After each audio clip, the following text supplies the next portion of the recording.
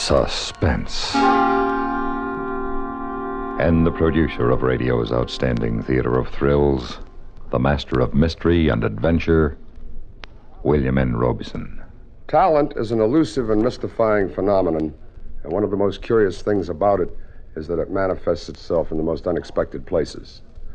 One of the most talented sound men in radio broadcasting is Tom Hanley. We did not know until recently that he possesses another talent. He is an extraordinarily fine writer. It is his radio play you are about to hear. Another talent with whom you have been familiar for years is Jack Carson, one of our great comedians, and also a fine dramatic actor.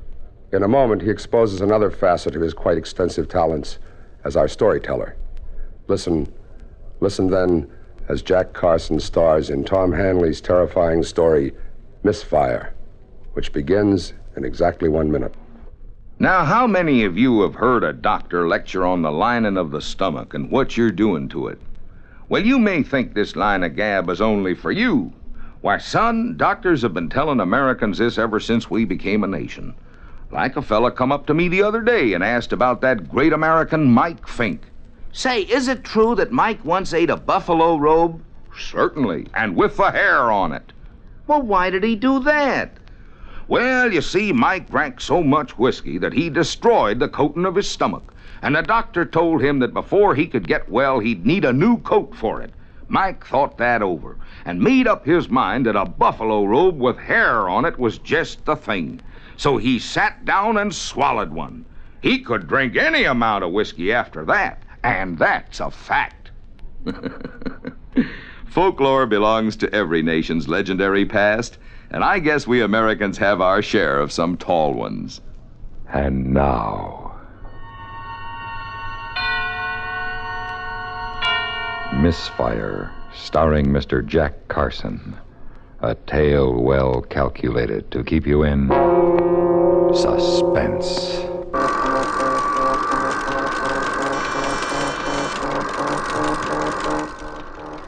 Ground zero, somewhere on the desert.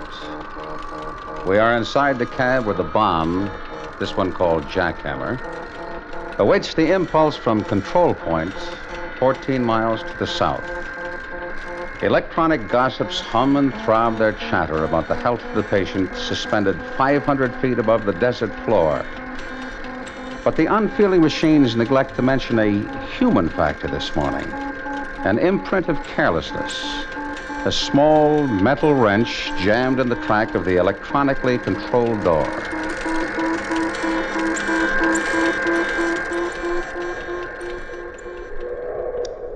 A shift of sand occurs against one of the great steel legs anchored to the desert floor. And a brown-backed desert tortoise trundles out for a look at his world. A world of sage and sand and space, stretching endlessly off into the darkness. No man is in sight. That is good. There have been days of hiding from men. But now they have gone, and the tortoise tries his morning legs and plans his new day. H-1. Place eye protectors in position and turn back to fireball. 55, 54. From 100 loudspeakers miles removed from ground zero, the tape-recorded voice begins its countdown. 48, No margin for error now. 46, No turning 45, back. Test shot Jackhammer 43, is underway. 42, 41. A mile and a half from ground zero, a 22-year-old Marine corporal crouches in a trench, 36, his head rammed into his arms. 34. He and 1,999 other Marines are there to prove that man is not afraid. 29, 28, Not really. 27. A little over a mile from ground zero, in a concrete bunker with its air conditioning secured, sit the civil defense men. They want to know what chance their cities will have against the day that must never come. 15, 14. At control point, men sit silently, watching instruments designed to tell them how efficiently Jackhammer does its job. 7. And the tortoise slumbers across his front yard in search of breakfast.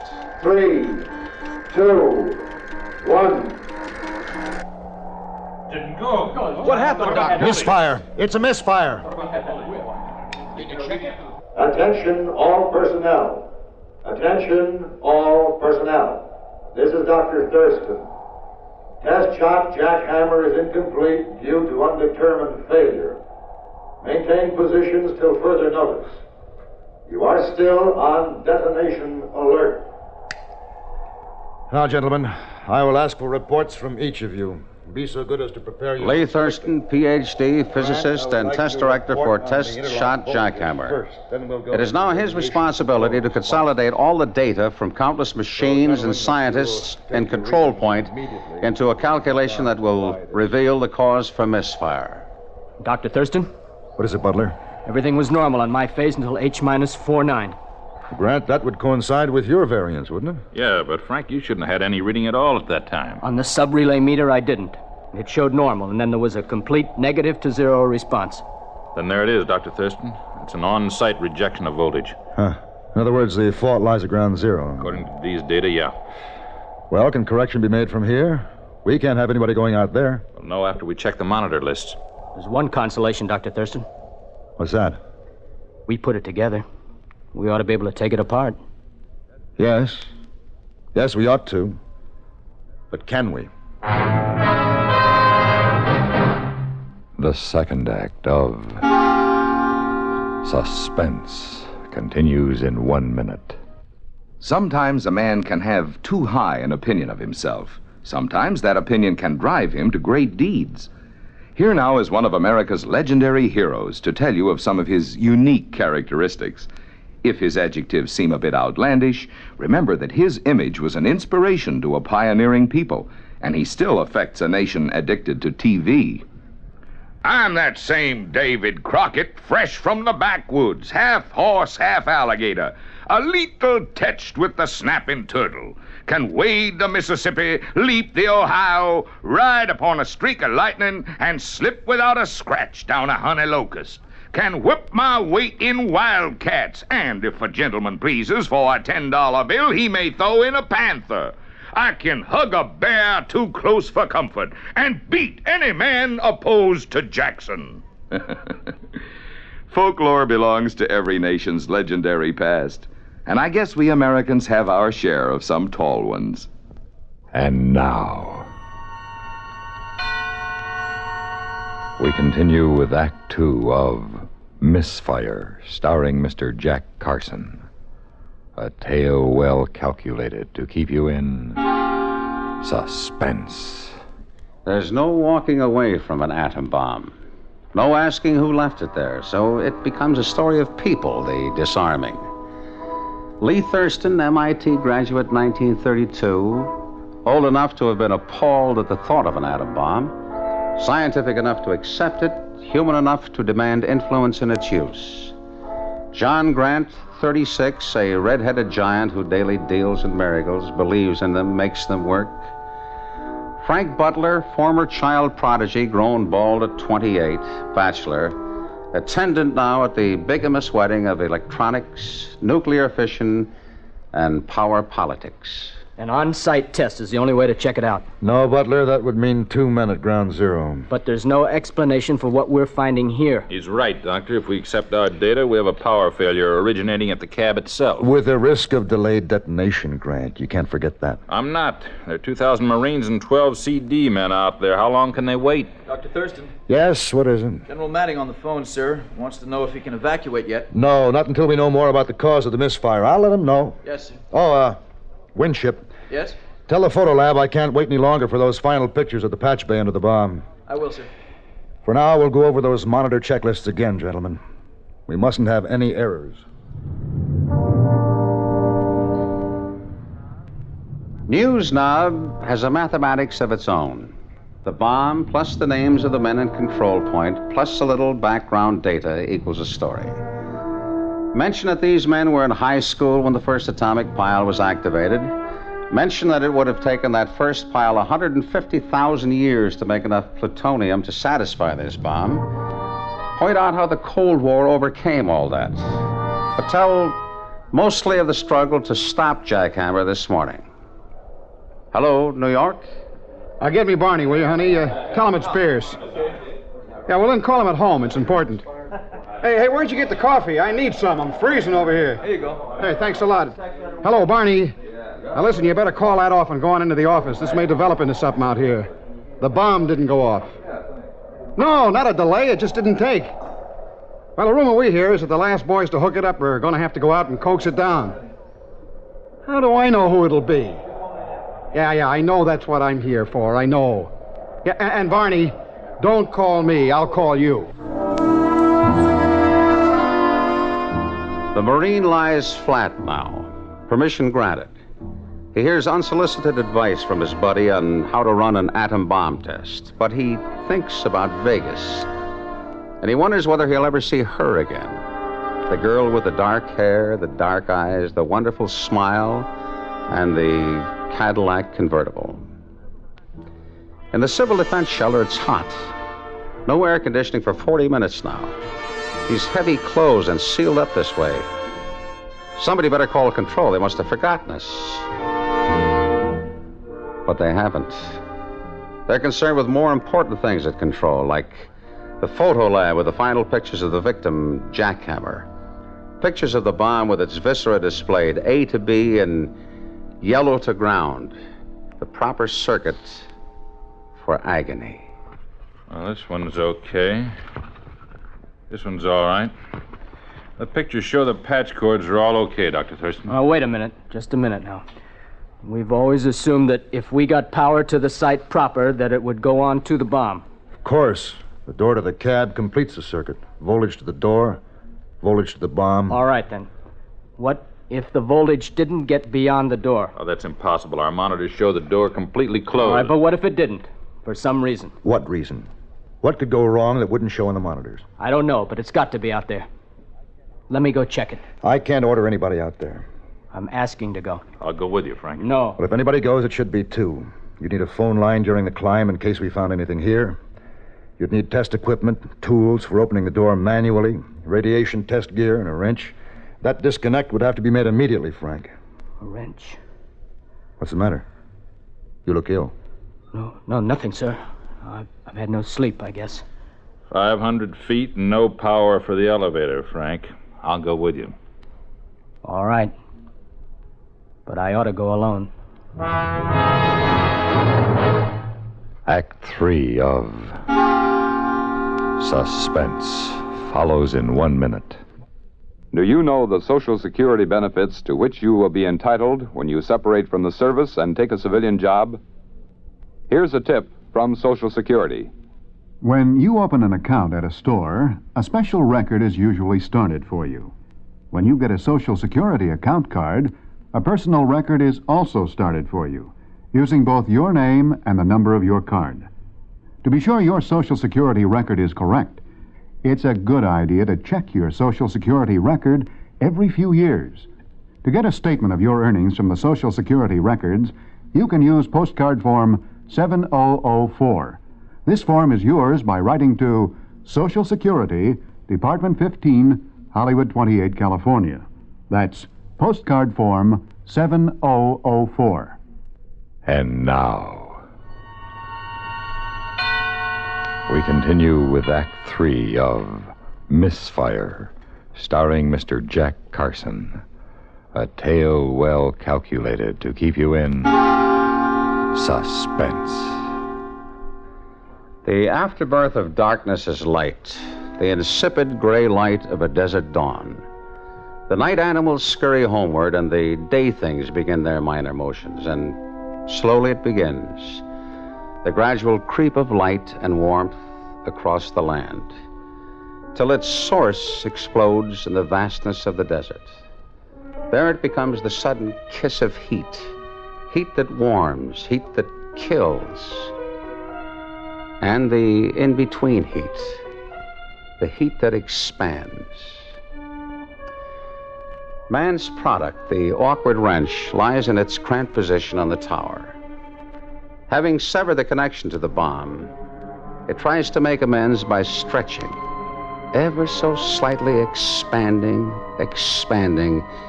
encouraged by the heat of the sun. The electronic condensers on the door await their cue, metal on metal, and the blinding concussion that has no beginning nor any end. And the tortoise, unaware, accepts his gifts from the land and goes in search of his image. I better go up first, John. No, you got a man on the phone. I'll start first, open the door manually, and check for radiation. Then you shoot in and disconnect the thing. All right. Hey, John? Yeah. You think we'll ever get off the tower? We may never get on it if we sit here and talk. Let's go.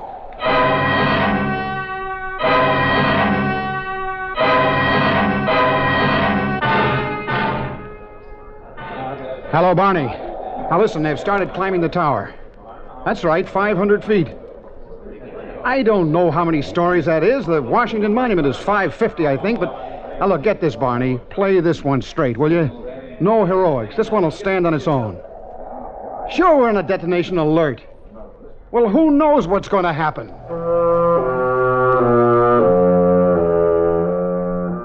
The fear of falling, it never goes away.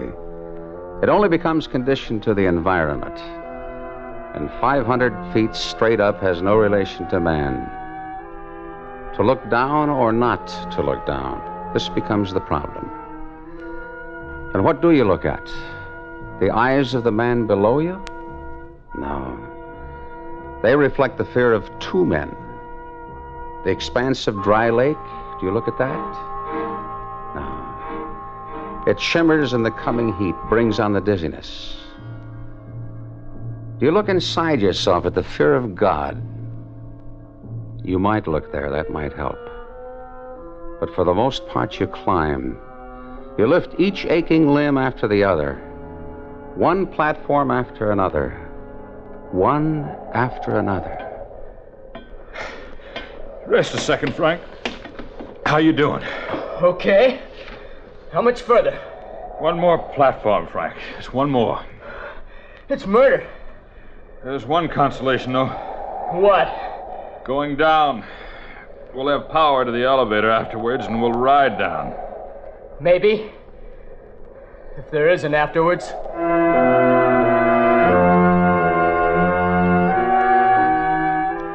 The wrench. It's missing from the kit. Couldn't be up here, though. Couldn't possibly be. Must have dropped it, but not up here. Not where it could do damage.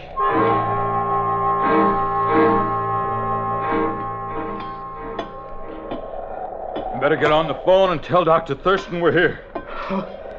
Okay. Dr. Thurston? Dr. Thurston? Yes. We're at the top. Good. Have you found anything? Grant is at the door now. We'll make a manual entry as soon as we can. Good. Frank, tell him to read the voltage sheet on this door. I don't think it's completely closed.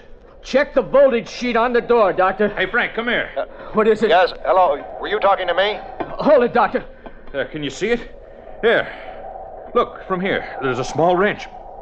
Oh, no. It's wedged in the door there. You see it? John, it's mine. That's my wrench. I must have dropped it when we were up here arming the bomb. It can happen. Look, through the glass. It severed the detonation circuit. That's what happened. But it completed the door contact. Sure, that's why the monitors didn't show it. Good Lord, Frank. Look how close it is to making contact. John, that's going to go any second. Take it easy now. Move and shade that thing. Heat expansion will set it off. How's this? Give me the phone. Dr. Thurston. Dr. Thurston, can you hear me? Grant, is that you? Now listen carefully. We've found the problem. A small hand wrench has been accidentally dropped into the door track. Good Lord. Now, apparently it severed the detonation circuit, but it's so close to making the contact now that we've got to have power to the door. Not while you're there. Come off the tower. We'll open it. No, you don't understand. The door condensers are already loaded with enough power to detonate the bomb. Well, is the wrench above the contact? Yes. Then opening the door will drop the wrench and set it off. Look, you got to give me power, just enough to make the door jump. I'm putting a pair of pliers on the wrench. I'll yank it out as soon as you loosen the door. What if you miss? I'll never know about it. John, you got to do something fast. The sun is Thurston, moving. you've got to. You can't leave us like this. I can't risk it. Try to get back. No chance. Now, if you could only see it. All right. I'll do it.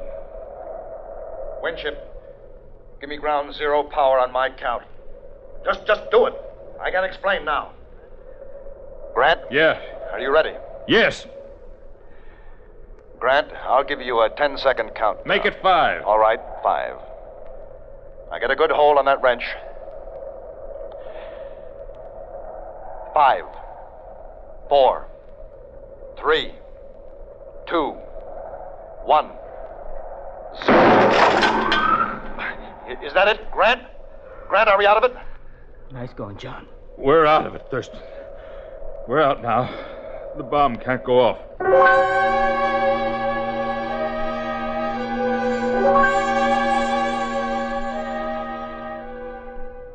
The desert sun continues to work its subtle magic on the wrench, expanding ineffectually on the platform floor.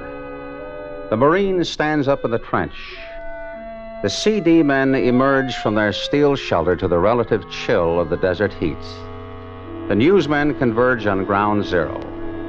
The redhead and the baldhead hop from the welcome elevator to see a tortoise scurrying ponderously towards his burrow. They pick him up, and he pretends he's not there at all, but he is, and they know it. So they take him back to control point to live for another day.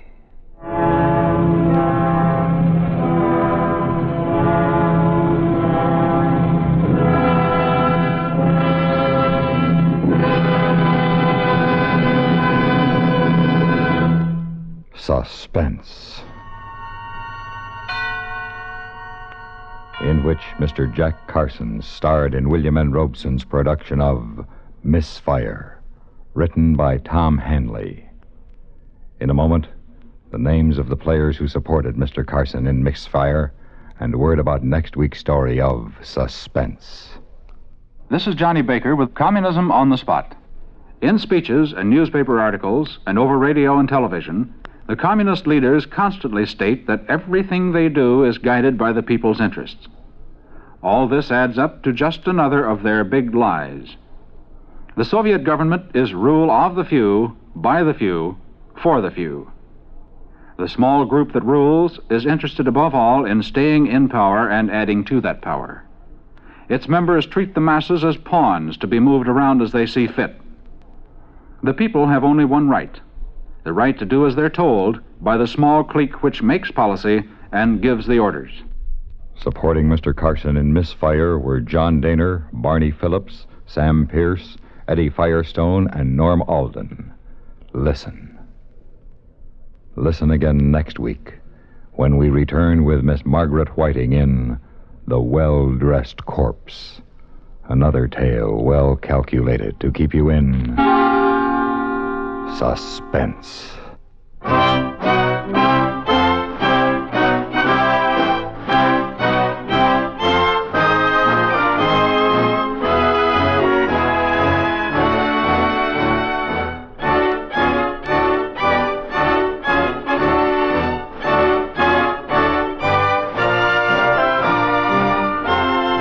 Suspense has been brought to you through the worldwide facilities of the United States Armed Forces Radio and Television Service.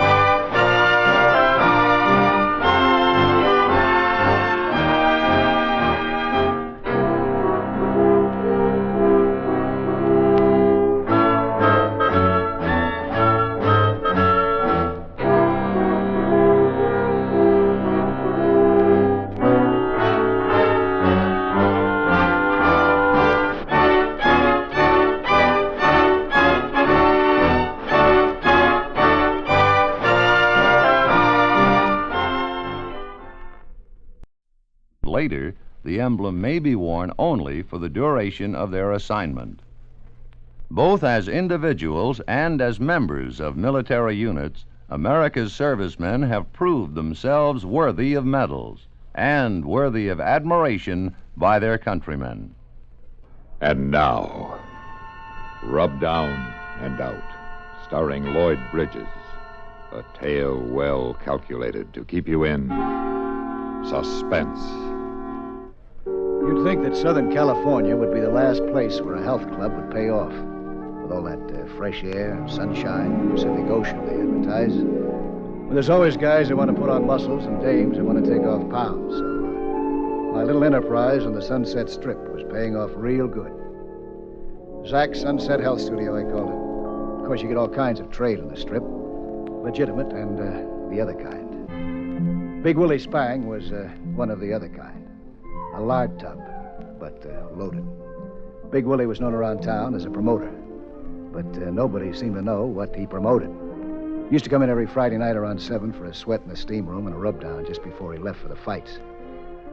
That's how I found out at least one thing that Big Willie had promoted. A beautiful wife.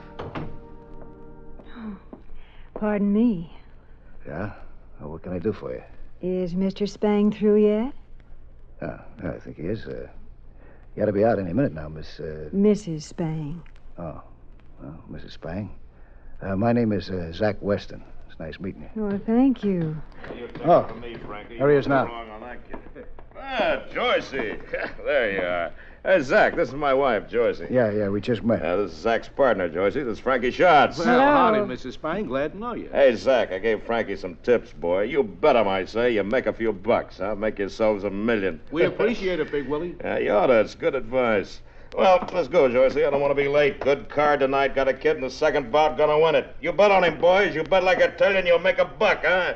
Come on, Joycey. See you guys. Yeah, good night, folks. Am I seeing things? Oh, you got 20/20 vision, kid. That was for real. Ooh, Papa, buy me something like that. Class, Frankie. Class. What does it take?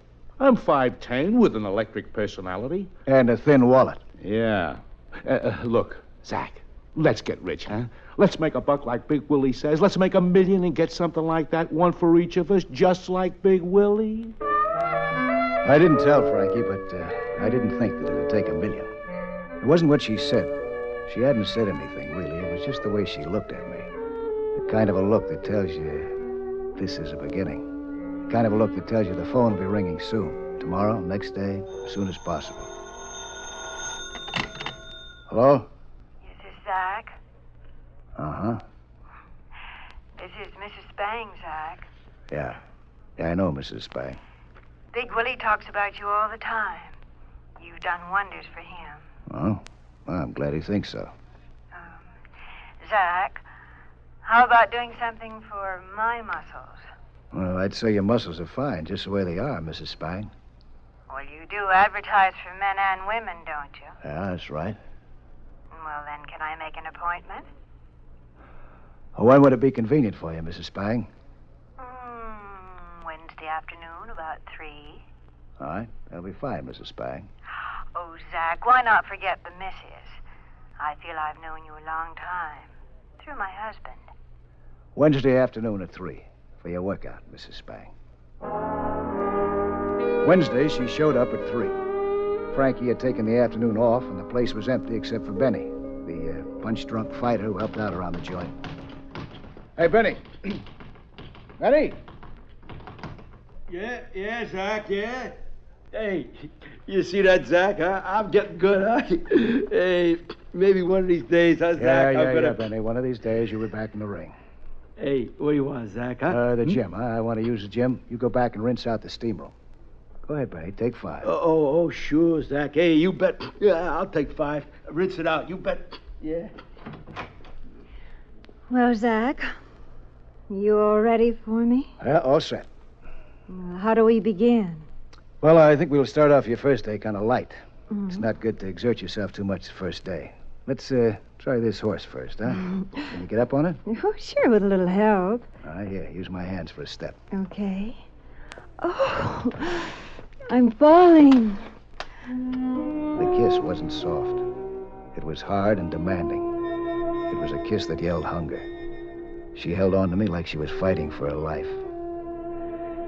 Finally, I broke away from her, and she looked up at me as if she were really surprised. Is that a regular part of the course? That's a part of it you bought, isn't it? What else can you teach me? Mrs. Spang, I've suddenly noticed that your muscles are in good condition. They're fine. We can't do a thing for you. All right. Send me a bill. No, you're not satisfied. My clients never pay when they're not satisfied. Thursday went by, then Friday. Finally, Saturday afternoon, she called. Big Willie was out of town for a few days, she said. At 7, she picked me up at the joint in her red convertible, and a little after 8, we were eating lobster in a quiet place on the beach near Malibu. What is it, Zach? What's what? What is it about you? What is it with the way you look at me and the way I look at you? It's a fire, Joyce. A fire that never should have been started. Well, how do we put it out? I don't think we do. Oh, say nice things to me, Zach. You're another man's wife. He's not a man, he's a... Oh, I hate him, Zach.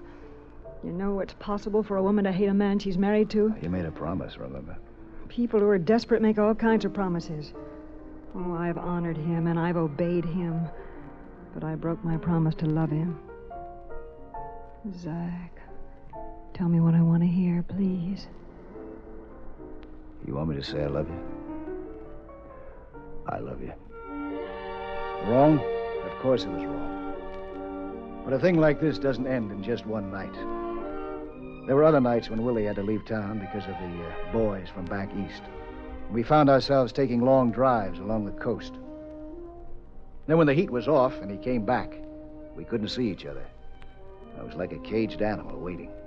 I couldn't call her when he was in town. She had to call me. Hello? Oh, Zach.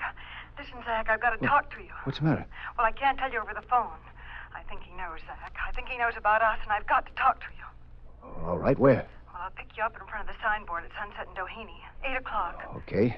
I'll drive the sedan. All right, I'll be there. 8 o'clock came fast. I planted myself in front of the signboard and waited. A little after 8, the big sedan pulled up next to the curb. I walked over. Hey, Weston. What is this? Get in the car before I blow your head off.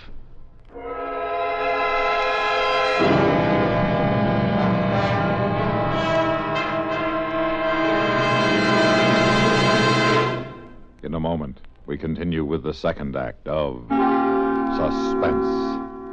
I have never read a collection of American folklore which had a section devoted solely to the downtrodden commuter, but there should be. There are legends galore about the miseries of these poor folk. For example, there was this train in Idaho that was a mite slow. Once an impatient passenger asked the conductor why the train had stopped. "There's a cow on the track," he said. "We have to chase her away." A little later, when the train stopped again, the passenger roared, "Now what's wrong?" "Oh," said the conductor serenely, "we just caught up with that cow again."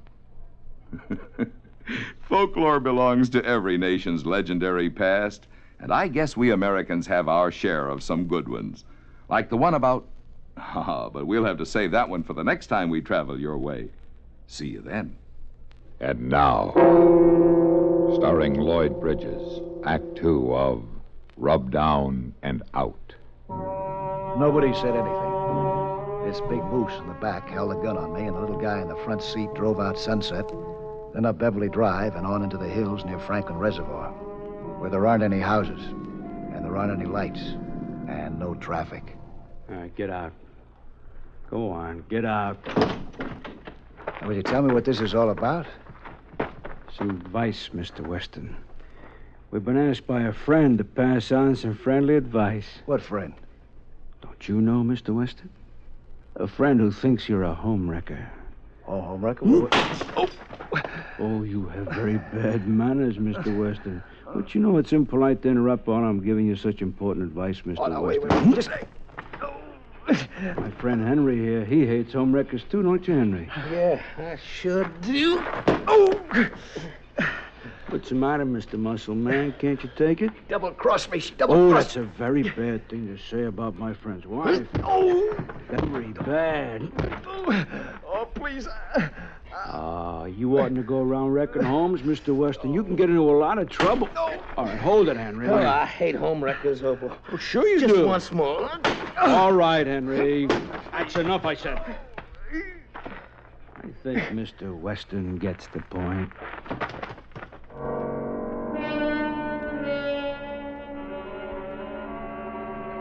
You can get over cuts and bruises and internal injuries.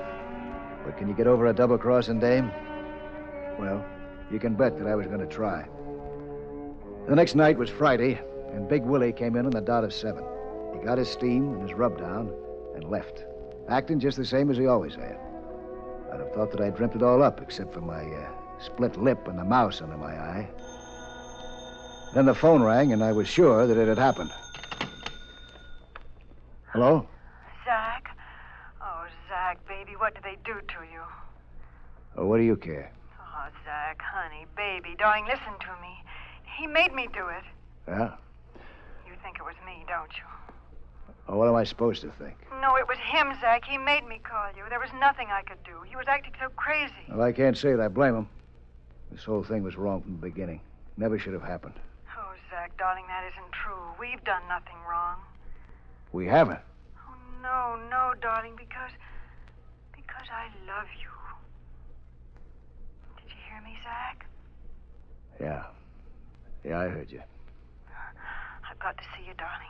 I've got to see you tonight. Now, what happens tonight? If I get the rest of my teeth kicked in? Oh, Zach, darling, you've got to believe me. I just can't go on living with him any longer. All right, Joyce. Pick me up at sunset in La Cienega. It was no use. I couldn't get away from her. Just the sound of her voice, and I was a goner. I told her that. Parked on the Palisades, looking out over the moonlit ocean. I just can't stand him, Zach. I can't stand him a minute longer. He was in tonight, same as usual. Sure. He'll keep coming back. Why? He hates my guts. He gets his kicked that way. He's making fun of you, Zach. He scared you, and he wants to keep on scaring you. Well, I don't scare easy. He hates you. Do you hate him? You know I do. Enough to kill him? What? For me? For us?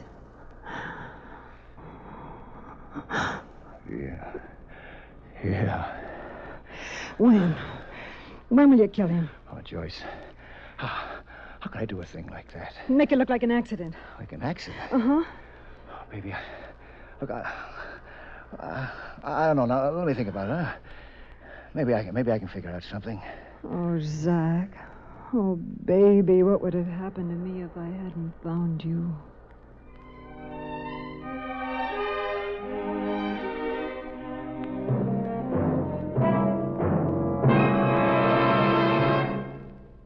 In a moment, we continue with the third act of Suspense.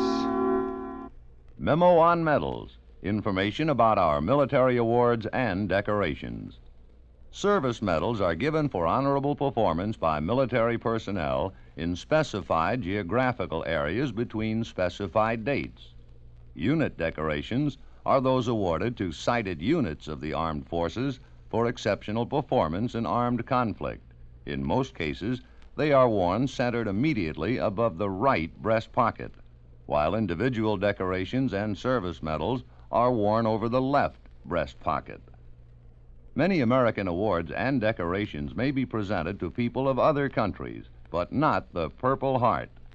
This distinguished and cherished medal was first conceived by George Washington during the Revolutionary War, the purpose being to demonstrate, in his own words, that the road to glory in a patriot army and free country is open to all.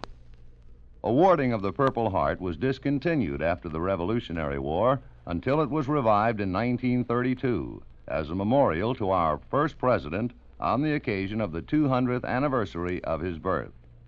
As recognition for special acts of public service, medals are among the most coveted of all awards. And now, starring Lloyd Bridges, Act 3 of Rub Down and Out. What are you going to do? Well, abroad like that, you do anything. Only murder is something that you don't commit every day of the week. It takes a little thought, a little planning. And I was an amateur. And one night, I got the answer in a hot flash. I was sitting all alone in the steam room after hours trying to figure out a way to kill Big Willie when I suddenly realized that it was hot. Too hot. The steam burned my nostrils, and I was so weak that I hardly made the door. Benny. Yeah? Hey, Benny. Yeah?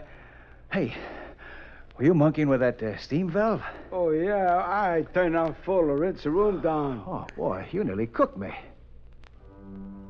Cooked me. Yeah. Sure. There was only one door to the steam room. It was big, heavy, and it locked from the outside. And tomorrow was Friday. Big Willie's night for a steam bath. The next morning, Joyce called. I knew she would. She called every day now with the same question. You got an idea yet? Yes, I have, honey. At last. What is it? I'll tell you when I see you after the inquest. Now, you're sure it'll work. It can't miss. Are you scared? Not with you in my corner, baby. Well, that's where I'm going to be, honey, from now on. Scared? Yeah, sure I was scared. But I wasn't going to let on. There were a lot of things that could louse it up. But as the day dragged on, everything worked out my way. Frankie had a dinner date, so he was leaving early. Benny wanted to go to the fights. Finally, I had only one last worry. Maybe Big Willie wouldn't show up at all. But he did, right on the dot of 7. I told him that Benny would take care of him. He grunted at me and showed me his cigar-stained teeth. 20 minutes passed, then I heard Benny in the locker room. Big Willie was taking his steam bath. Benny? Yeah? I'll go take care of Big Willie. You take off, kid, huh? Go to the fights? Yeah? Hey, thanks, Doc. Thanks. Then I walked across the gym and stepped up into the steam room. Big Willie was sitting on the tile ramp, a big towel wrapped around his middle. How you doing, Willie? Oh, we're not speaking, huh? I got nothing to say to you. Well, I got plenty to say to you. Now, sit down. What do you think you're pushing around? Shut up and listen. Maybe you got a short memory. Maybe you forgot what happened to you the other night. I remember. Are you sucking around for some more of the same? You know, Big Willie, you don't look so hot, all wrapped up in a wet towel. No wonder she hates your guts. I'm getting out of here. I don't have to listen to this. You ain't going anywhere, Big Willie, ever again. This is your last stop. Benny! Benny! It won't do any good, Willie. There's nobody out there. Just you and me. You got nobody to back you up now.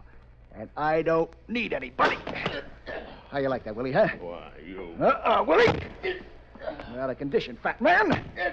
Oh, wait a minute. Now, wait a minute, son. Let me tell you something. Yeah, well, make it fast. You ain't the first. What do you mean? With her. And you won't be the last, either. With that, you get another one. No, listen. Listen, I tell you, she ain't worth it. But if you want her, you can have her. Yeah, well, that's really generous of you, Willie. But you won't keep her long. Well, you are a rat, aren't you? A dirty, miserable rat. No. No, please, no more. No more. You can take your steam bath now, Willie. A nice long one. In private. Hey, what the...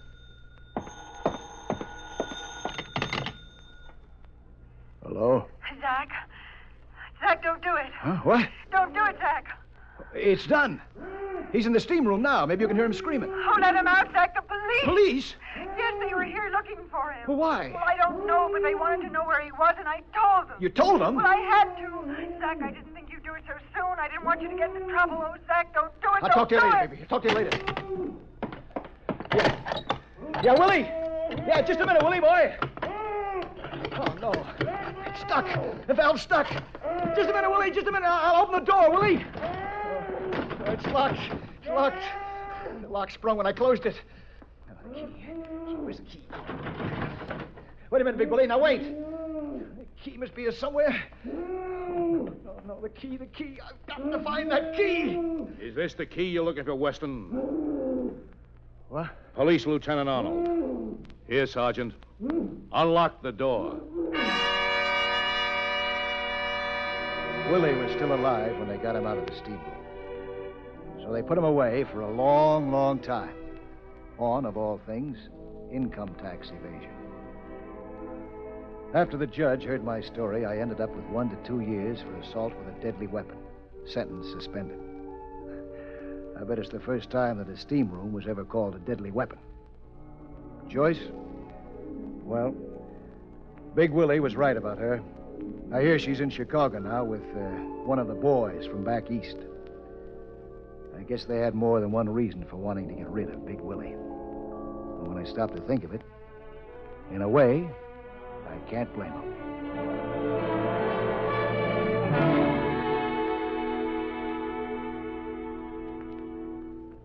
Suspense, in which Lloyd Bridges starred in William N. Robeson's production of Rub Down and Out by Richard George Pedicini.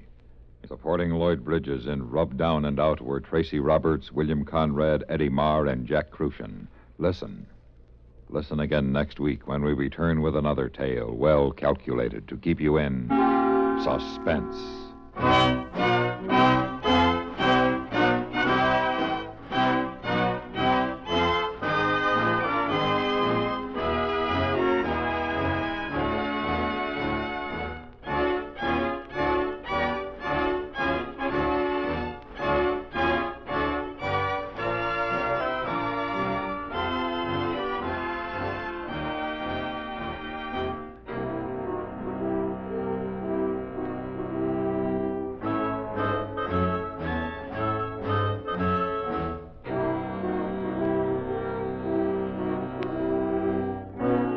This is the United States Armed Forces Radio and Television Service.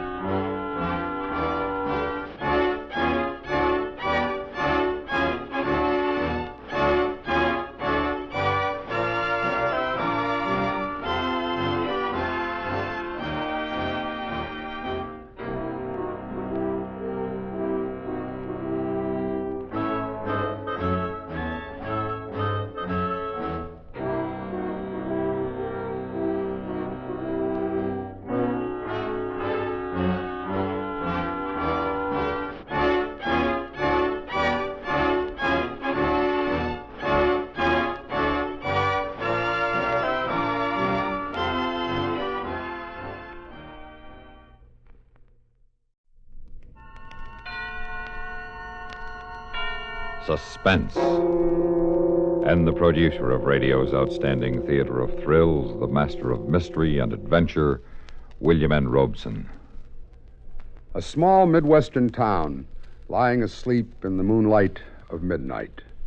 Could anything be more familiar, more peaceful, more safe? Certainly not. Unless Ray Bradbury is writing about it. For his is a typewriter of terror.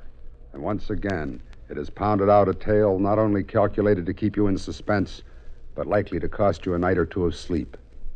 Listen then as Miss Agnes Moorehead stars in The Whole Town's Sleeping, which begins in just a moment. How does our nation honor heroism? One way is to award the Soldier's Medal, a bronze octagon on which is displayed an eagle standing between two groups of stars.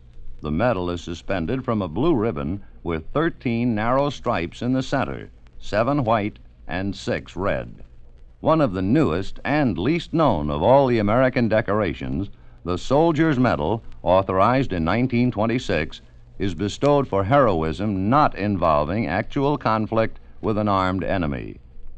There are many forms of gallantry in addition to those demonstrated in battle. The Soldier's Medal was conceived to honor those soldiers who, in non-combat situations, perform bravely and at great peril to themselves. Men who serve as an inspiration to others. The Soldier's Medal holds an important place among America's awards for heroism. And now,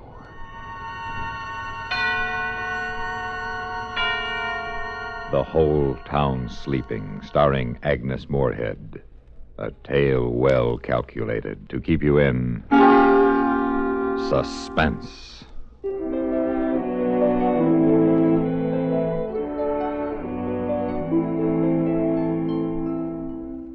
It was a warm summer night in the middle of Illinois country. The little town was deep, far away from everything, kept to itself by a river and a forest and a ravine. In the town, the sidewalks were still scorched. The stores were closing and the streets were turning dark. Screen doors whined their springs and banged, and there was the sound of Grandma Hanlon's hammock creaking across the street. On her solitary porch, Lavinia Nebbs, age 37, very straight and slim, sat waiting. Here I am, Lavinia. Lavinia turned. There was Francine at the bottom porch step, all in snow white. I won't be a minute, Francine. I just have to lock the door. All right. I do like your dress, dear. Why, thank you, Francine. You look so well in that color. I'm afraid I can never wear it. It makes me look sallow. Oh, no, it doesn't. I'm sure it doesn't. Of course, I've always loved you in white. Good evening, ladies. Good evening, Mrs. Hanlon. Good evening. Well, where are you ladies going all dressed up so pretty? To the movies, Mrs. Hanlon. It's William Holden tonight. You won't catch me out on a night like this. Not with the lonely one strangling women. Oh. Lock myself in with my gun. That's what I'm going to do. Well, I wouldn't worry, Mrs. Hanlon. Oh, you wouldn't you? What about Eliza Ramsell? You think she's not worrying? I'll lock myself in with a gun. That's what you ladies should do. Oh, she's so silly. She's a silly old woman. Hasn't got anything better to do than scare herself with rumors and gossip. Well, just the same. Hattie McDullis was killed a month ago. And Roberta Ferry the month before. And now Eliza Ramsell disappeared. Eliza Ramsell walked off with a traveling salesman, if you ask me. But the others... Oh. Strangled. Oh, Francine. They reached the edge of the ravine that cut the town in two, stood there. Behind them were the lighted houses, ahead, deepness, moistness, fireflies, and dark. The ravine had to be crossed to reach the movies, deep and black as it cut through the hill. Then a creaking bridge to cross over the stream. And then 113 steps up the steep and brambled bank to the other side. The ladies stood there looking down. I just hate to think of you coming back alone tonight, Lavinia. Oh, bosh. I do wish you didn't live on this side of town. Don't you get lonely living by yourself in that house? Oh, maids love to live alone. Come on, we'll take the shortcut. I'm afraid even in the dusk. The ravine scares Oh, me. come on. Don't be so silly. I'll hold your hand. Lavinia, cool as mint ice cream, took her friend's arm and led her down the dark, winding path into the cricket warmth and frog sound and mosquito-delicate silence. Let's run. Lavinia, please. No, why should we? If Lavinia hadn't turned her head just then, she wouldn't have seen it. But she did turn her head, and it was there. Back among a clump of bushes, half hidden, but laid out as if she'd put herself there to enjoy the soft stars, lay Eliza Ramsell. Her face moon-freckled, her eyes like white marble. And then Francine saw it, too. And the women stood on the path for a frozen second, not believing what they saw.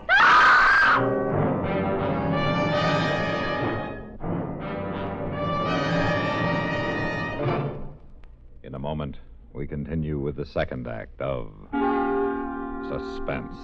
Another visit with Joe and Daphne Forsythe. Joe, Yeah, Daphne. you think I should go on a diet? No. But I'm adding weight. Only in the right places. Flatterer. Seriously, if I put on any more pounds, I'll be out of style. What style? The current one. It calls for that slim, chic look. The beanpole look, you mean. Boy, I don't get it. Here we are, citizens of the healthiest country on earth, with hundreds of different kinds of good food. And what are Americans doing? They're starving themselves. Well, it's fashionable. I don't want you to lose interest in my figure. Don't worry, I won't. Say, speaking of that, look at this. Here's a figure with real interest. Oh? $45 billion. It says here in the paper that the investment in United States savings bonds has reached more than $45 billion. What do you think of that figure? That's a lot of money. And just think, every $3 invested in bonds pays back $4. That's real interest for you. I know. And every savings bond is guaranteed by the government. Right.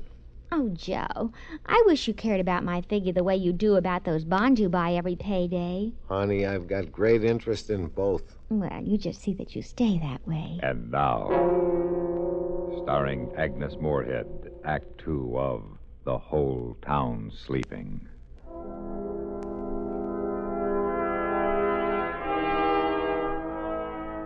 And then the police came and darted their flashlights around in the shadows of the ravine. And Lavinia held on tightly to the shuddering Francine. And the night grew toward 8:30. You didn't move her, ladies? No, of course not. Oh, no, we didn't touch her. How could we? And you didn't hear anything unusual? No, nothing. It's the lonely one, isn't it? The lonely one did it, didn't he? Oh, I couldn't say, ma'am. We knew her, you know. She was a friend of ours. I'm sorry, that's too bad. I'll have one of my men walk you across the ravine. Oh, that won't be necessary. Thank you very much. We'll be all right. Lavinia? Come along, dear. I've never seen a dead person before. Come on. It's only a little after 8:30. We'll pick up Helen and get on to the show. The show? Lavinia, you don't mean it. Of course I do. We've got to forget about this. There's no good brooding about it. Now, if we hurry, we won't miss too much of the first feature.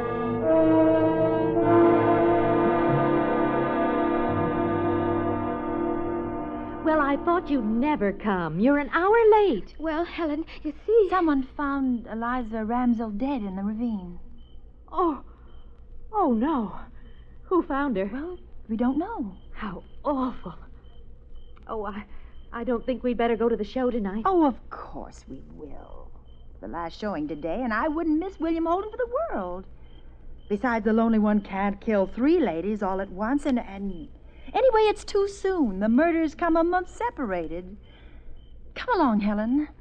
Well, all right. I'll get a sweater. Wait for me. Why didn't you tell her about us finding Eliza? Why upset her? Time enough tomorrow. Tonight we're going to the show, so let's not talk about it anymore. Enough's enough. The ladies walked downtown and stopped at the drugstore, which was a few doors from the theater. Lavinia bought a quarter's worth of green mint chews, and the druggist dropped the mints into a sack with a silver shovel. You looked mighty cool this noon, Miss Lavinia, when you was in. So cool and nice, somebody asked after you. Oh? Man sitting at the counter. He watched you walk out, and he says to me, "Hey, who's that?" Just like that, he says it. "Why, that's Lavinia Nebbs, prettiest maiden lady in town," I says. "Beautiful, so beautiful," he says. Where she live? You didn't give him her address. Well, now, I didn't give him the exact address. I said over on Park Street, near the ravine. Hope you didn't mind. Well, that settles it. We're going straight home. That man asking for you, Lavinia. You're next. You want to be dead in that ravine? Oh, nonsense. I'm not going to miss the movie. You two can do what you want. I'm going.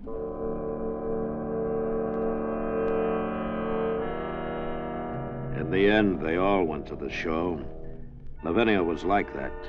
Cool, self-possessed, and persuasive.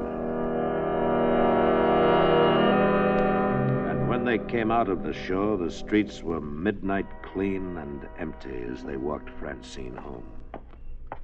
Lavinia, Helen, stay here with me tonight. It's late. Mrs. Murdoch has an extra room. No, thanks. I don't sleep well away from my own bed. Please, Lavinia, please. I promise I'll call you the very minute I get home. Will you? Yes. Will you really? Yes, I promise. Now, Helen, you make a promise to call you, too. I will. Oh, good night. Good night. And please, be careful. Now, I'll walk you home, Helen.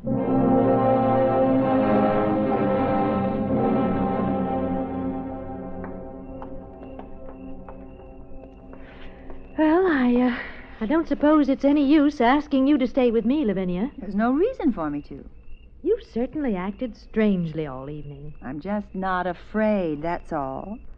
And anyway, the lonely one wouldn't be around. Not now with the police discovering Eliza's body and all. Oh, I feel so guilty. I'll be drinking a cup of coffee just about the time you get to the ravine. Oh, that awful bridge in the dark. Oh, you will call us the minute you get home, won't you? I won't sleep a wink if you don't. I promise you I'll call. Now, good night. Good night. Lavinia Nebbs walked down the midnight street, down the late summer silence. She saw the houses with their dark windows, and far away she heard a dog barking. She thought to herself, In 5 minutes, I'll be safe home. In 5 minutes, I'll be phoning Francine and Helen. They're so silly. Like old hens. Old, I'm older than either of them. she heard the voice singing away among the trees, and she walked a little faster. And then coming down the street toward her in the dimming moonlight was a man. Well, look who's here. What a time of night for you to be out, Miss Nebbs. Officer Kennedy. Oh, I'm so glad it's you. Anything wrong, Miss Nebbs? No, nothing at all. I'm just glad it's you. You know you shouldn't be out so late. Yes, I know. I've been to the movies. The Late Show. Well, I'd better see you across the ravine. No. Thank you. I can make it fine. Moon's going to be behind the trees. It'll be pretty dark. Well, I'm not afraid of the dark, Mr. Kennedy. Are you sure you'll be all right? Yes, quite sure. Thank you. Well, I'll tell you what. I'll wait here till you're across. If you need help, just give a yell and I'll come a-running. Thank you. Good night. Good night, Miss Nebbs. As Lavinia walked on, she thought, I won't walk in the ravine with any man. How do I know who the lonely one is? He could be anyone. Then the ravine. She stood at the top of the 113 steps that led down the steep brambled bank and across the creaking bridge. Then 100 yards and up through the black shadows to Park Street and home. 3 minutes from now, I'll be putting my key in the house door. Nothing can happen. Nothing. And she started down the dark black steps into the deep ravine night, counting as she went. 1, 2, 3, 4, 5, 6, 7. In a moment, we continue with the third act of Suspense. We have together ample capacity and freedom to defend freedom. This is NATO, the North Atlantic Treaty Organization. As in many other complex activities, in NATO, too, it's the little things that count. For instance, spare parts for the armed forces equipment of NATO countries. This complex problem is handled by the NATO Supply Center at Châteauroux, France, which assists NATO countries in providing a common system for supply of spare parts. The United States of America is a part of NATO. You should be aware of and alert to the programs and objectives of the North Atlantic Treaty Organization. And now, starring Agnes Moorehead, Act 3 of The Whole Town Sleeping.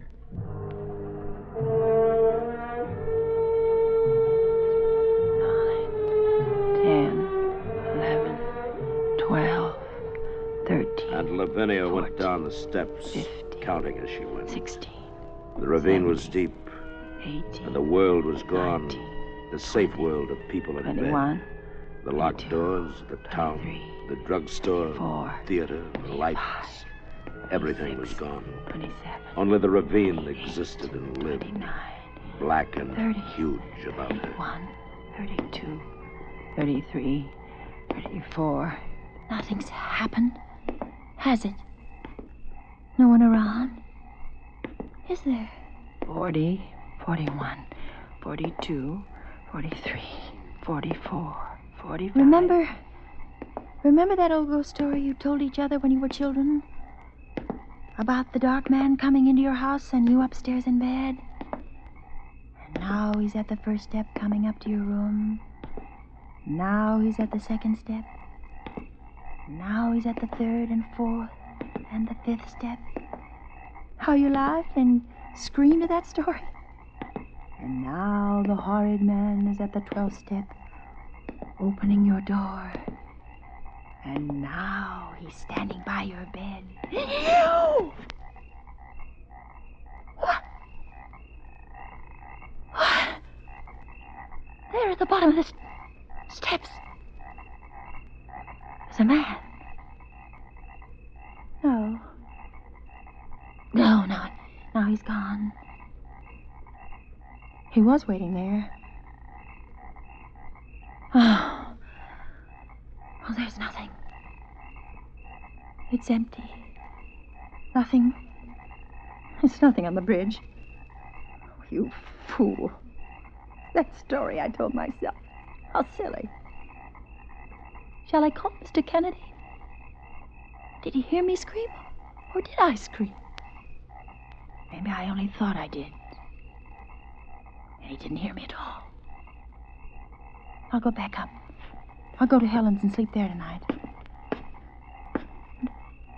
No, it's near home now. Don't be silly.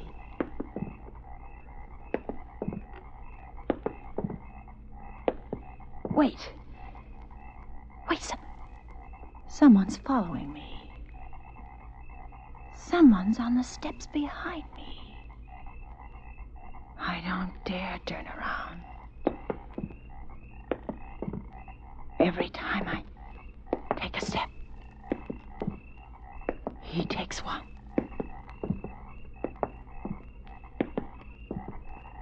Officer Kennedy? Is that you? Is it?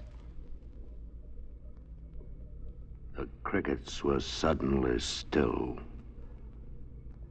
The crickets were listening. The night was listening to her. Then there was a sound. Only a woodchuck surely beating a hollow log. No, it was Lavinia Nebbs. It was most surely the heart of Lavinia Nebbs. And she went down the steps faster, running now, down the steps, plunging faster and faster, down into the pit of the ravine. Run out of the way. Cross the bridge. Run, don't turn, don't look. If you see him, you'll not be able to move. You just run. Up the path between the hills, the top of the path, the street. And even with the light, the fear swirled about her, closing in, pressing. Please, give me time to get inside and unlock the door, and I'll be safe. Home. Oh, I'm safe. I'm safe at home. I'm safe. Home. I'll never go out again. Oh, it's so good. It's so safe inside. I'm locked and safe inside. Wait, the window.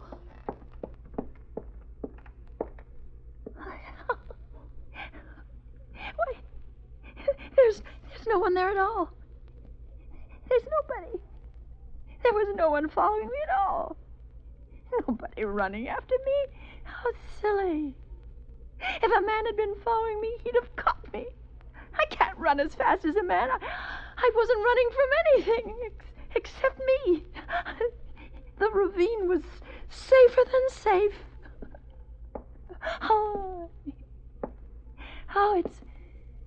It's nice to be home, though. Home's a really good, warm, safe place. The only... She had just put her hand out to the light switch when she heard it behind her in the blackness. Just a movement. What?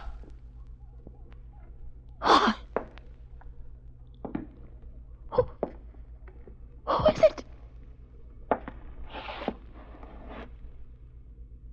Beautiful. So beautiful. Don't come near me. Don't you come near me.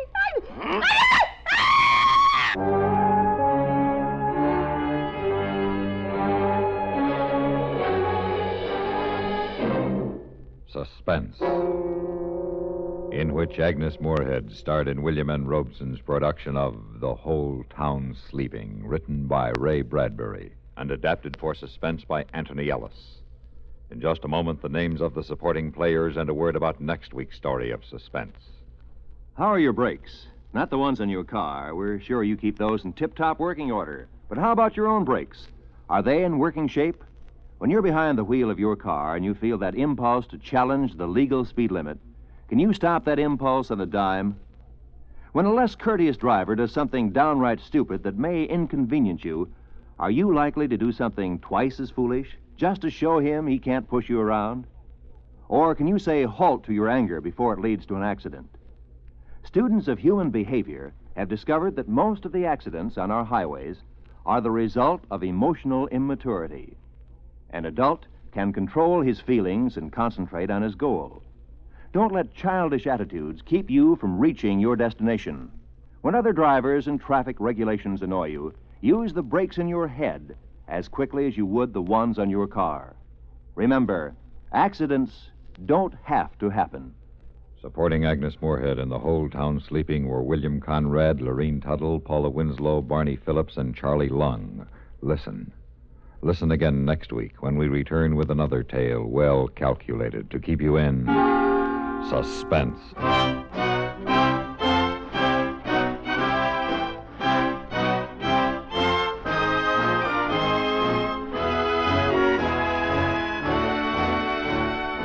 This is the United States Armed Forces Radio and Television Service.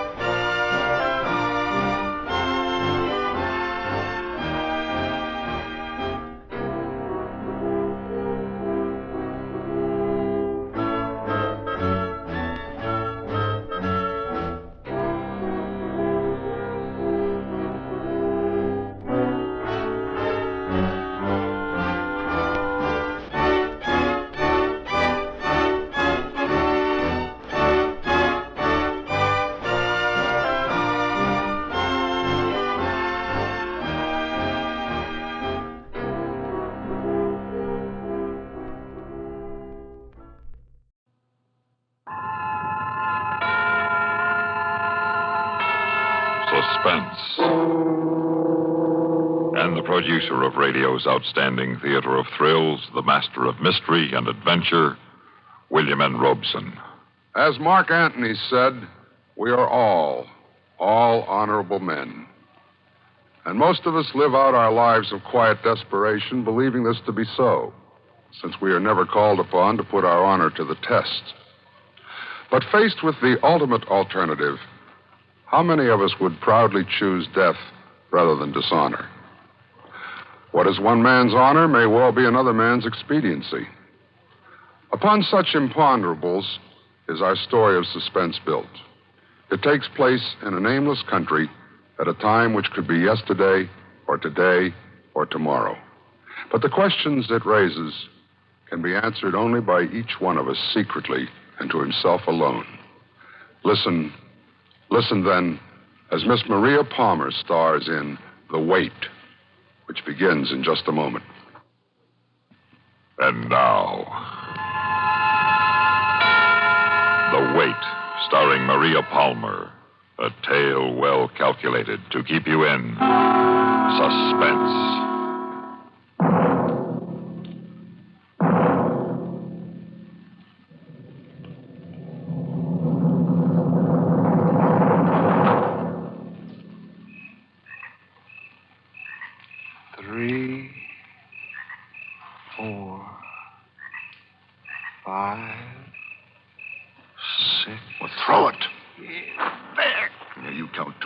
Someday a grenade. But not tonight, sir. Well, that would be the last of them. No, someone's running from the house. Well, finish him. You others stand watch. Come, App. Let's check them off. Give me the list. And this one would be the kid, Jordan. Poor fellow. 3 eyes don't look well on anyone. Shame he was so young. He's old now. All right, check off the name Jordan. Yes, that's the finish of it. Delsey, Hagar, Uden, the watchman where their arms were concealed, their truck driver, the girl. The girl. Well, she must be inside. We'll look.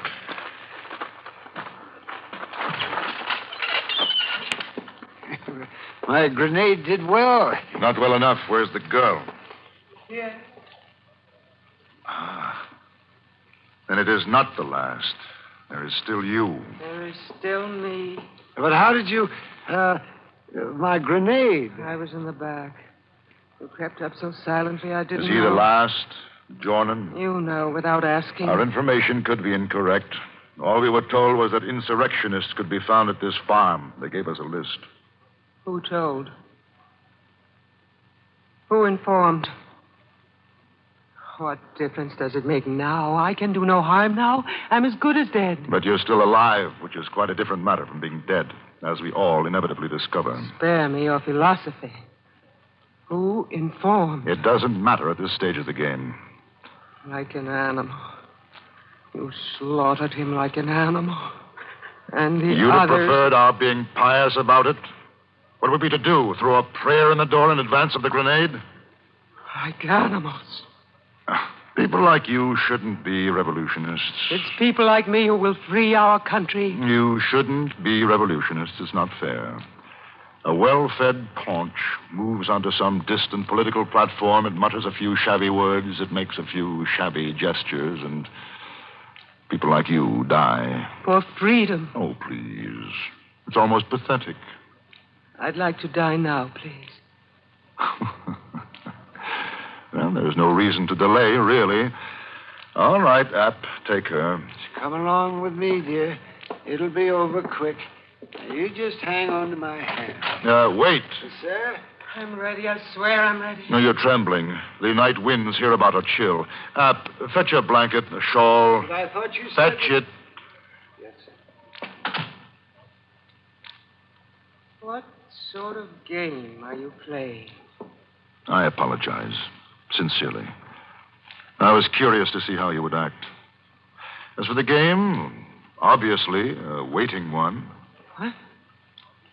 We have to wait for him, don't we? Oh, there's nobody. You have your list. Look at your list. There's no other name on the list. There doesn't have to be. A man led them. We're waiting for that man. He won't come. He'll know. He'll come. There's no reason for him to come. There's you.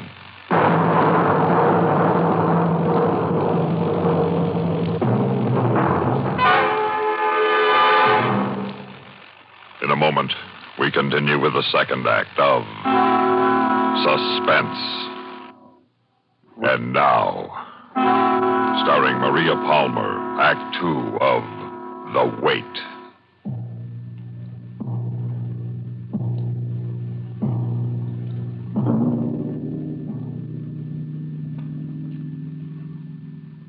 Are you sure you're warm enough, girl? I could lend you my jacket if you wanted. I'm all right. What are they doing outside? We're watching for him. It'll be dawn before long. They'll call to him, won't they? I mean, they'll give him a chance to surrender. Well, what will happen will happen. How is it you are one of them? Huh? Oh, you think I'm too old for this sort of monkey business, huh? Perhaps you're right. But I'm one of them, well, for the same reasons that you were on the other side. Political conviction. But they're traitors. They betrayed our government and seized power. They oppress the people. Oh, I dare say that's how it looks to you. That's how it is. You can't deny truth. The truth is the government subsidized the potato crop this year. Why should that make you pleased? I'll get a decent price for my potatoes now. They've bought you with a handful of potatoes. The former government never gave me anything. They gave you freedom. I've always had freedom. You've lost it. Look at yourself, a slave in uniform. Don't you go insulting me. I'm in the uniform because I want to help the cause. What about after? Answer me that if you can. After when? Once they're firmly dug in power, what then? Well, I should imagine agriculture and so forth will proceed more smoothly. With the kind of fertilizer you've just planted. Oh, now, watch that. There's no call for that sort of talk. We'll rise again. We'll wipe you and your kind off the map, we will. Perhaps. All I know is somebody's got to be the boss. The stronger the boss, the less trouble there is. And you're the kind of man we die for. No, thank you. I do my own dying. Listen, you've got to let me go. Oh, now that spoils it. But I thought this was a friendly talk we were having. Him, your leader. He said it, and you're saying it. We are common people, us. Why should we harm each other over a parcel of trick ideas while the men whose ideas they are far off and safe? Well, I won't be tricked, girl. If you don't let me escape, it's the same as if you yourself executed me. Well, I may have to do the actual job anyways. And you call that freedom? Being forced to kill a girl young enough to be your daughter? They won't be forcing me. They'll order me to shoot you, and I'll shoot you. You couldn't. They're young, they're cruel, but not you. I could run out the back door into the wood, and you wouldn't touch me. I'd shoot you. I'd have to. No, you're human. Well, now you stop edging toward that door. I could almost be your grandchild. How could you harm your own grandchild? I warn you, leave the door alone. I'll be through the door and gone before you notice. You won't give the alarm. You will be thinking young enough to be my own grandchild. My rifle is cocked. I warn you, take your hand from the door latch. Remember, your grandchild. For the last time, Not a sound.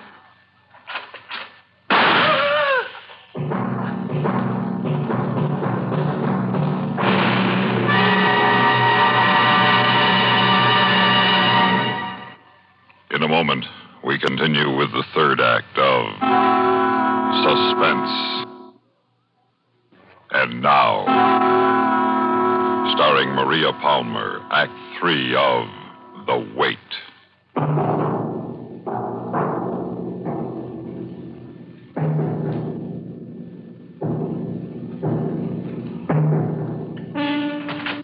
What the devil is going on in here? She tried to escape. He shot me. I couldn't let her escape, You sir. could have used your rifle butt. Well, that didn't seem proper. You made a fine mess of it. That shot may have warned him off. I was only doing my duty. Ah. She tried to trick me. How? They're all out of words, big words like tyranny, freedom, grandchild. She has more sense than I'd credited. She said if I didn't let her go, it was the same as if I were executing my grandchild. You almost have. Just a little too low. The leg's a mess. There's a first aid kit in my pack. Get it. Yes, sir, right away, sir. Oh, these sentimental old fools are the worst. Your leg, what a crime. He'd have done better by you to have finished you while he was at it. Or is that what you intended? To sound a warning with the shot? Think what you like. That was it, eh? The other one, the last one, he's nearby? Is he? Speak. He's nearby? He is due at some particular hour? Dawn? If he... No, he'd have to come. He couldn't go past without knowing. He couldn't bear the uncertainty. He'll wait. He'll wait until dawn and watch. And he'll see you alive in the yard in front of the house. Then he'll come. He's gone by now. He's heard the shot. In 20 minutes, he'll be out of the hills on the highway. Not knowing the fate of his companions? Not likely. He's hard. He always said, every man for himself. He'll come down that path out there. Out from the forest. You're so smug, so sure. And by the saints, so right. Quick, to the window. My leg. Oh. Well, for this, I'll carry you. Now, there. Look. It's still so dark. Look. No. At the foot of the path. What do you see? A flag. A little white flag waving. Approaching. Oh, it's not him. It can't be him. Apt. Hold fire. Hold fire. Tall man. Dark hair. He's wearing a jacket. A leather jacket. It's not him. Thank heavens it's not him. Run, Minnie! Run! Thank you. I couldn't be too sure there was another. You've confirmed my suspicion. Really? Why doesn't he run? He knows we would drop him. Hap, bring him to me. The prisoner, sir? Well, hardly that. Good morning. You. You know each other? We've met. Well, after all, they'd never have found this place without my explicit directions. You are... Both your leader and the man who informed on you? Yes, I am. And therefore, Gran, I demand amnesty for delivering them up to you. You'll get it, I think. No, think about it. We keep our bargains? Good. I want it in writing. I'll see that you're issued the appropriate document. Stamped, mind you. Valid. What are you staring at, girl? You? You've seen me often enough before, if you care to remember. I remember. Yeah. You were fun. You were a god, I thought. And yet so much a man. Our leader. I was honored, I thought. Among them all, I was most honored. That you were. Oh, how I wish it could happen again. Even now? Yes, even now. Especially now. So I could blaspheme your godhood and extirpate your manhood. You're ill cast as a Borgia. Joan of Arc is a better role for you. I ache. My insides ache. I wish I could tear them out and throw them at you. You always were romantically inclined. Well, Gran, the safe conduct? You'll get it. You've been a thorn in our sides these past months.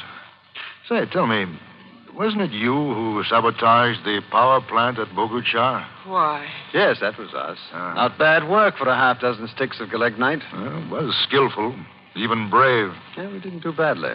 Why? Yes. Why, Billy? Judith! Why, Billy? I want out. At any price? Any. Coward! Miserable, stinking! Living, breathing coward. They've been closing in on me for weeks, and it had to happen. I anticipated the inevitable, no more, no less. But you're not dead. Nor are you. No, I can't accept that as an explanation. Doesn't my being washed in the blood of my men cleanse me for export? Am I not ready for a quiet existence in a remote country where there are no politics? No country is without politics. How is hell run, by the way? You informed, not through cowardice. No? Not for the sake of expedience. Say it. Revenge. Oh. You wanted to punish them. It can't be possible. I'm not hearing it. Hagar. And Hagar saved you from drowning. The night in the canal at Boguchar. Well, Hagar I tried to preserve hardest of all. Hagar would be the blonde man, I take it?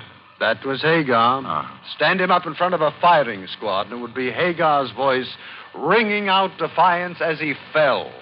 Oh, they were heroes, one and all. He's lost his mind. No, unfortunately, no. I tried. I did all I could. Her, well, I never attempted to persuade her.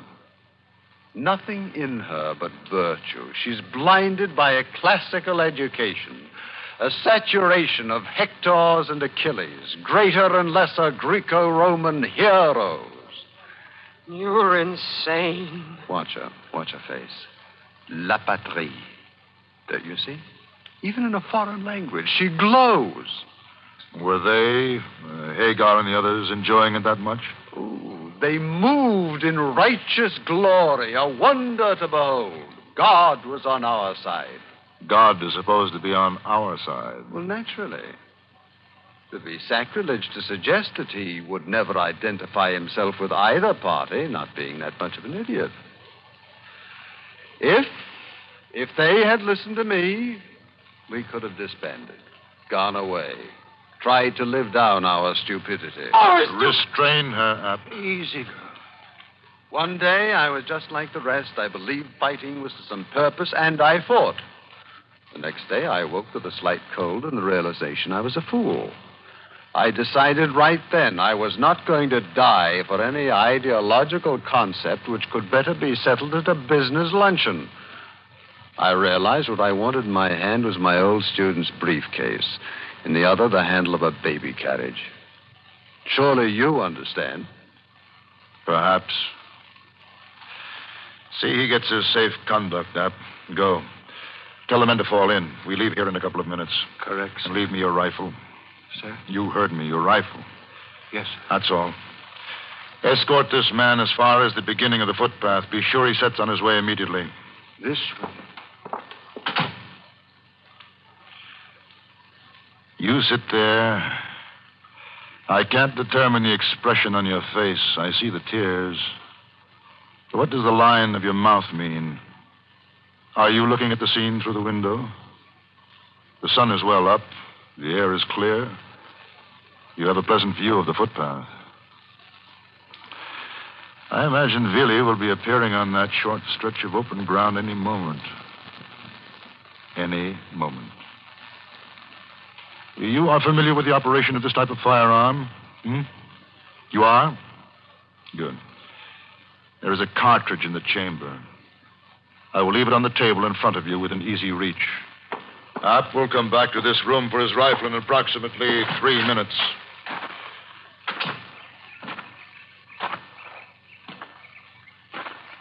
Men assemble, sir.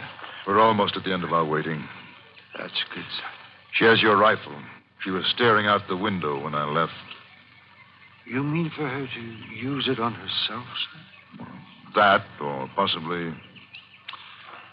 It's too bad we can't see that open piece of the footpath from here.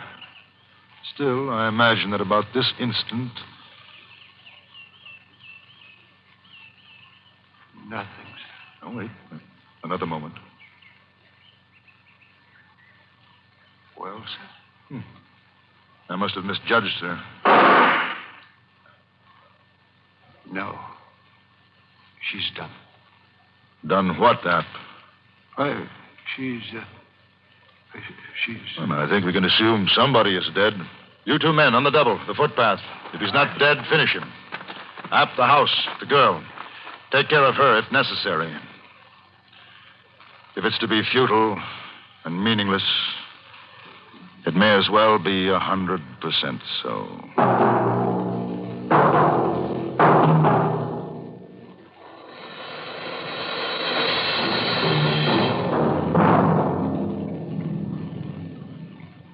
Suspense, in which Maria Palmer starred in William N. Robeson's production of The Wait, written by Herbert Hosey. Supporting Maria Palmer in The Wait were John Daner, Carl Swenson, and Howard McNear. Listen. Listen again next week when we return with Raymond Burr in The Treasure Chest of Don Jose. Another tale well calculated to keep you in suspense.